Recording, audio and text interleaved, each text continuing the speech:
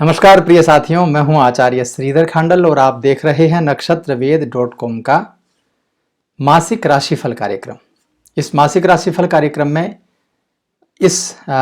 में बात करेंगे मेष राशि के जातकों के लिए नवंबर का महीना कैसा रहेगा, नवंबर में क्या क्या आपको लाभ मिलेंगे, नवंबर का महीना क्या आपके लिए उन्नति लेकर के आ रहा है, सभी चीज़ों के बारे में इस कार्यक्रम में चर्चा करेंगे।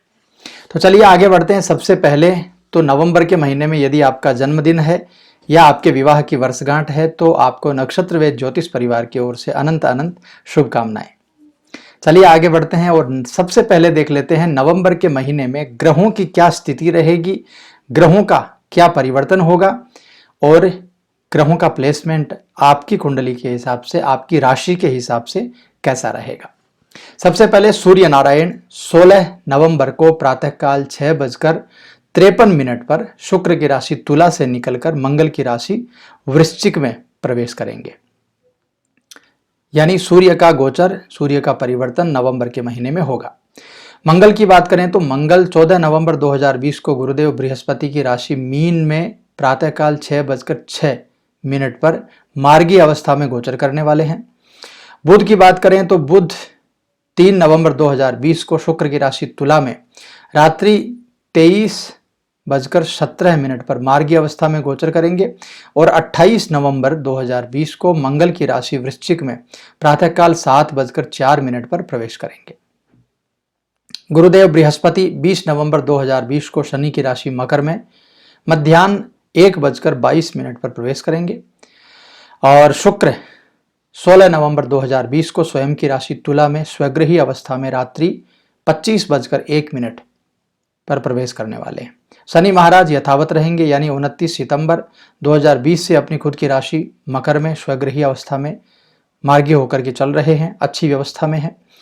और राहु भी यथावत रहेंगे। राहु महाराज 23 सितंबर 2020 से शुक्र देव की राशि वृषभ में गोचर करने वाले हैं। और केतु महाराज की बात करें तो केतु महाराज 23 सितंबर 2020 से मंगल की राशि वृश्चिक में गोचर कर रहे हैं, यानी ये ग्रह यथावत हैं। तो ऐसी परिस्थिति बन रही है। ऐसी परिस्थिति के हिसाब से मेष राशि के जातकों के लिए क्या क्या व्यवस्थाएं नवंबर का महीना लेकर के आ रहा है, चलिए उसके बारे में चर्चा कर लेते हैं। इस महीने 4 बड़े ग्रहों का गोचर होने वाला है। तो इस गोचर की वजह से आपका सप्तम भाव, अष्टम भाव, दशम भाव और एकादश भाव सक्रिय होने वाला है। इनके कारकत्वों की यदि बात की जाए तो सप्तम भाव से विवाह या आपके जो साझेदारियां हैं, बिजनेस में जो पार्टनरशिप्स हैं आपकी, उनके बारे में पता किया जाता है। अष्टम भाव से को आयु भाव कहा जाता है। अष्टम भाव से आयु की गणना की जाती है, आयु के बारे में विचार किया जाता है। दशम भाव से हमारे कर्म, हमारा प्रारब्ध और हमारी भागदौड़ के बारे में विचार किया जाता है। और एकादश भाव से हमारे भाग्य के बारे में विचार किया जाता है। तो इन भावों के गुणों की यदि बात करें तो इस महीने आपको काफ़ी अच्छे फल मिलने के संकेत हैं। शुक्र, बृहस्पति, बुध, सूर्य आदि सभी ग्रह जो हैं वो स्थान परिवर्तन करेंगे। तो आपके करियर को इस महीने नई दिशा मिलेगी। आर्थिक जीवन में भी काफ़ी मुनाफा आपको दिखाई दे रहा है। कुल मिलाकर के विद्यार्थियों के लिए भी यह महीना काफ़ी अच्छा है।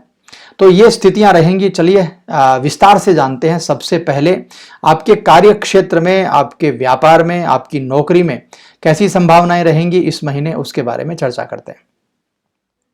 करियर की यदि बात की जाए तो करियर के मामले में कोई बड़ा निर्णय इस महीने आप कर सकते हैं। कोई नया व्यापार स्टार्ट करना है, नए व्यापार से संबंधित कोई मामला है तो उसको भी आप स्टार्ट कर सकते हैं, शुरू कर सकते हैं इस महीने। करियर के क्षेत्र में कुछ बदलाव भी इस महीने आपके लिए आएंगे।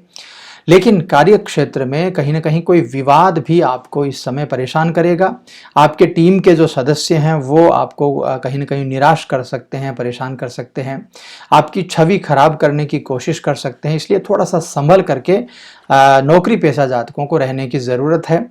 कहीं कोई मीटिंग हो या ऑफिस में कोई फंक्शन हो, उसके दौरान आपसे कोई बड़ी भूल हो सकती है और उसकी वजह से आपका प्रमोशन रुक सकता है।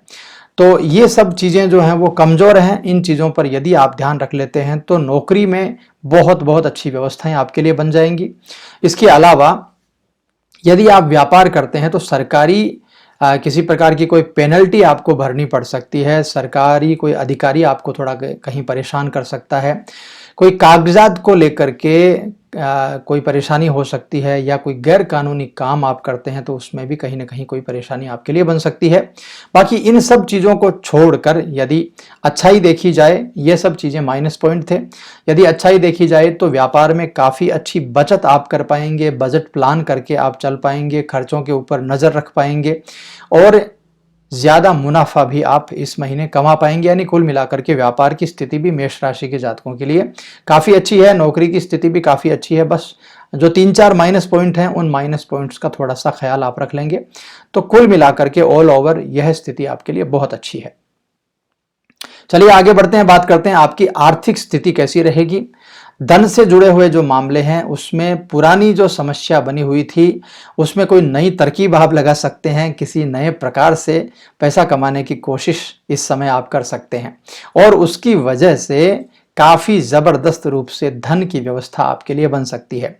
नौकरी पेशा जातकों को भी सैलरी में इजाफा हो सकता है, आपका इंक्रीमेंट लग सकता है और व्यापारियों को भी मेहनत के मुकाबले कहीं ज़्यादा धन प्राप्ति की संभावनाएं इस समय बन रही हैं। यदि आपके घर में इस समय ऐसा योग भी बनता है कि आप यदि शादीशुदा नहीं हैं तो शादी होने की संभावना है और शादी या कोई भी मांगलिक कार्य में घर का बड़ा खर्चा भी इस समय हो सकता है। महिलाओं के लिए कोई कीमती आभूषण आदि आप खरीद सकते हैं और थोड़ा बहुत रिस्क उठा करके पैसा कमाना वाला मामला जो है उसमें भी काफ़ी अच्छी स्थितियां हैं। जैसे यदि आप शेयर बाजार करते हैं या सट्टेबाजारी या वायदा बाजारी, तो इसमें भी जिसमें रिस्क ज़्यादा होता है, रिस्क उठा करके आप काम करेंगे तो भी इस महीने काफ़ी अच्छा फ़ायदा आपको मिल सकता है।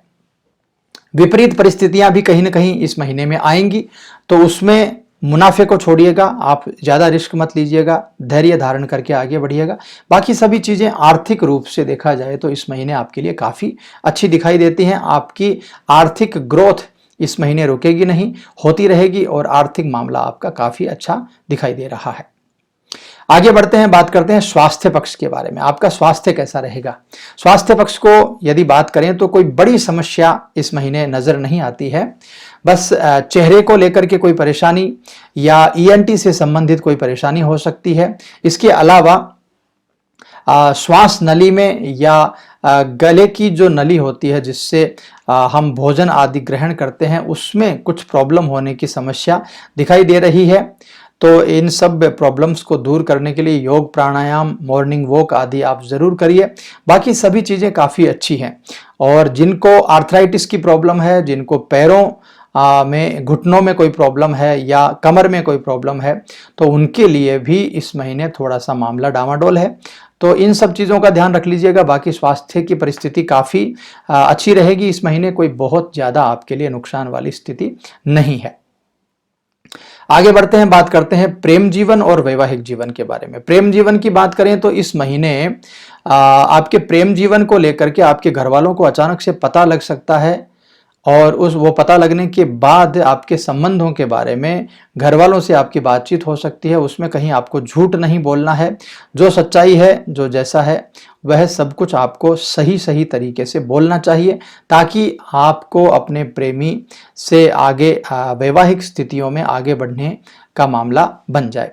यदि आप विवाहित हैं तो इस महीने पुत्र संतान या संतान का योग बन सकता है और घर का माहौल भी उसकी वजह से काफ़ी ज़बरदस्त हो सकता है। बाकी यदि आप शादीशुदा हैं तो गुस्से के ऊपर थोड़ा सा काबू कर लीजिएगा, गुस्सा ज़्यादा इस महीने नहीं चलेगा। और यदि आप प्रेम जीवन में हैं तब भी आपको गलतफहमी से बचना चाहिए, किसी भी प्रकार की कोई गलतफहमी आपको नहीं पालनी चाहिए इस महीने। चलिए आगे बढ़ते हैं, बात करते हैं आपके पारिवारिक जीवन के बारे में। पारिवारिक जीवन यानी आपका परिवार कैसा रहेगा, माता पिता की क्या स्थिति रहेगी, सब चीज़ें की जानकारी आपको देता हूं। इस महीने पारिवारिक जीवन में थोड़ा सा संभल करके चलने की जरूरत है, गुस्से के ऊपर काबू रखना है। परिवार के लोग आपकी बात को, आपके गुस्से को इस बार सहन नहीं करेंगे, आपको मर्यादा में रहना पड़ेगा और किसी भी प्रकार से परिवार में कलह होने से आपको बचाना चाहिए। यदि कलह होने से आप बचा लेते हैं तो सभी चीज़ें काफ़ी आपकी अच्छी दिखाई देती हैं। परिवार के किसी सदस्य की तबीयत खराब होने की वजह से मानसिक परेशानी आ सकती है। बाकी ज़्यादा कुछ खराब नहीं है इस महीने। और जो लोग विदेश रहते हैं, आपके परिवार में यदि कोई विदेश रहता है तो विदेश में रहने वाले लोगों से संबंधित कुछ अच्छी खबर मिल सकती है। तो उन सब चीज़ों के लिए भी काफ़ी अच्छा आपका पारिवारिक जीवन नवंबर के महीने में रहने वाला है। तो ये सब परिस्थितियां नवंबर के महीने में बन रही हैं, अलग अलग रूप से मैंने आपको बताया। अब चलिए बात कर लेते हैं महा उपाय के बारे में। इस महीने ऐसा क्या उपाय आपको करना चाहिए जिसकी वजह से आपकी सभी प्रॉब्लम्स ठीक होती रहे और यह महीना बहुत बहुत अच्छे प्रकार से आपका निकल जाए। तो उसके लिए मैं आपको बता दूं, प्रतिदिन सूर्योदय के समय हनुमान जी के द्वादश नाम का एक स्तोत्र है, जिस स्तोत्र की स्टार्टिंग जो होती है, हनुमान अंजनी सुनु वायुपुत्रो महाबल, ऐसे करके उसकी स्टार्टिंग होती है। तो ये द्वादश नाम का स्तोत्र है हनुमान जी महाराज का। जिस प्रकार राम जी के पूरे कष्ट, राम जी की पूरी परेशानियां, पूरे दुख दर्द हनुमान जी महाराज ने अपने कंधों पर ले लिए थे, उसी प्रकार इस महीने हनुमान जी महाराज आपके कष्ट, दुख दर्द, आपकी समस्याएं, आपकी विषम परिस्थितियों को अपने कंधों पर ले लेंगे और हनुमान जी महाराज आपके ऊपर बड़ी कृपा करेंगे। इसलिए सूर्योदय के समय यह जो स्तोत्र है इसका पाठ करना बिल्कुल भी मत भूलिएगा। इसका पाठ करेंगे तो बहुत जबरदस्त अच्छी स्थिति आपके लिए बन जाएगी, बहुत लाभ आपको मिलने लग जाएगा इस महीने में। तो मित्रों, बहुत सरल भाषा में मैंने आपको मेष राशि के जातकों के लिए नवंबर का राशिफल दिया। यह कार्यक्रम आपको कैसा लगा कमेंट करके जरूर बताइएगा। यदि अच्छा लगा हो तो लाइक, शेयर, सब्सक्राइब जरूर कर दीजिएगा। और यदि आप अपनी कुंडली से संबंधित कोई भी निराकरण चाहते हैं तो महीने के प्रत्येक रविवार को हमारा लाइव प्रोग्राम रहता है रात्रि 8 बजे से। उस लाइव प्रोग्राम में आकर के अपनी कुंडली के बारे में फ्री ऑफ कॉस्ट, निःशुल्क भाव से आप डिस्कशन कर सकते हैं। तो मुझे आप दीजिए इजाजत, मैं आपसे मिलता हूं किसी नए कार्य में, नए वीडियो में, नई जानकारी लेकर। तब तक के लिए नमस्कार।